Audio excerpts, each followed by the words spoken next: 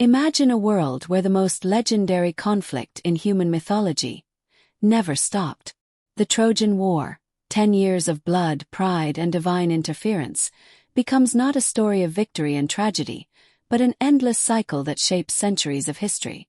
Today, we explore the alternate timeline where the Trojan War didn't end with the Trojan Horse, because peace never came. The ancient world trembles as two civilizations, Mycenaean Greece and the Kingdom of Troy, remain locked in a conflict so deep that it stops being a war and becomes a way of life. Generations are born into it. Heroes rise and fall, and the gods themselves grow exhausted. But what would this world actually look like? How would history, culture, and humanity evolve if the Trojan War stretched across decades, or even centuries? Let's step into the alternate timeline, where the Trojan War never ended. In our timeline, the Greeks ended the war with a brilliant trick, the Trojan Horse. But in this alternate reality, the Trojans uncover the plan. Suspicion grows. The horse burns before the gates, revealing Greek soldiers hidden inside. The Greeks suffer catastrophic losses, and the war continues. Both sides now realize victory will never come through trickery. This becomes a war of endurance. Achilles survives. Hector's son grows older. Priam passes the crown to Paris, who becomes a full-time war king. Agamemnon grows desperate, and Odysseus becomes a strategist for a war without an end. The conflict becomes the first great arms race in history. With no end in sight, both sides look beyond their borders for allies, weapons, and new technologies. Troy, strategically placed at the crossroads of Asia and Europe, becomes wealthy from trade with the Hittites, Egyptians, and Phoenicians. They import iron weapon prototypes decades earlier than in our real timeline. Troy evolves into a proto-industrialized fortress state, an ancient Sparta plus Babylon hybrid. Meanwhile, Greece unifies under Agamemnon's successors. The city-states stop fighting each other and begin pooling resources for a single cause: crushing Troy. This competition accelerates technological development by centuries. Iron weapons appear 150 years early. Siege engines become more advanced. Shipbuilding transforms into an art of war. The Trojan War becomes the birthplace of early scientific military innovation. Greek myths always included divine intervention. In this timeline, the gods are forced to choose long-term sides. But as the war drags on for generations, the gods begin to fracture, even within Mount Olympus. Zeus demands neutrality, but Hera continues to back the Greeks. Apollo trains Trojan archers with legendary accuracy. Athena creates early tactical doctrines that look suspiciously like future Greek phalanxes. As the war becomes eternal, even the gods begin to fade, losing power as mortals stop worshipping them and instead worship the war itself.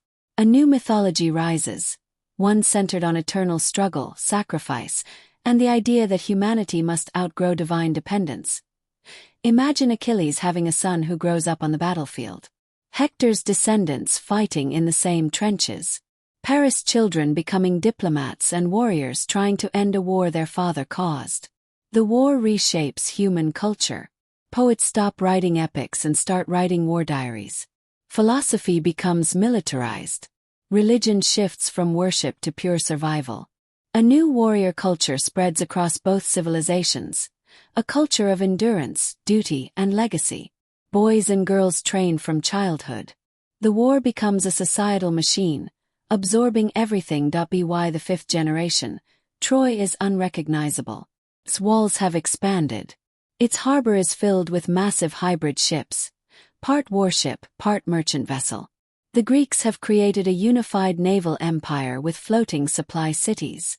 Both sides are now so advanced that they accidentally accelerate the collapse of the Bronze Age.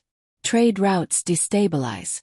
Neighboring empires collapse under the pressure of supplying the eternal war. The Mediterranean becomes a battlefield, a graveyard, and a laboratory for innovation. Humanity stands at a crossroads. Eventually, after nearly a century of conflict, a new threat emerges. The Sea Peoples, a coalition of displaced tribes who have been devastated by the constant warfare and collapsing economies. Seeing Greece and Troy weakened by their endless struggle, The sea peoples sweep across the region like a storm. Greece and Troy are forced into a shocking alliance, becoming eternal enemies turned desperate partners. This final, massive battle becomes the true ending of the Trojan War. Not a victory for either side, but a realization. If mankind keeps fighting, there may be no world left to inherit. The survivors of both nations unite and sign the Pact of the Aegean, ending the longest war in human history. In this alternate timeline, the war lasts 93 years. The Bronze Age ends sooner but leaves greater innovations. A Greek-Trojan hybrid culture spreads across the Mediterranean. Mythology shifts from glory to unity. Democracy emerges earlier, inspired by shared suffering. Humanity learns a painful lesson. Conflict is easy to start, but nearly impossible to end. Would the world be more advanced, more unified, or permanently traumatized? The only certainty is this: if the Trojan War never ended, it would reshape the world more than any real war ever did. Like, subscribe, and tell us, what alternate history should we explore next?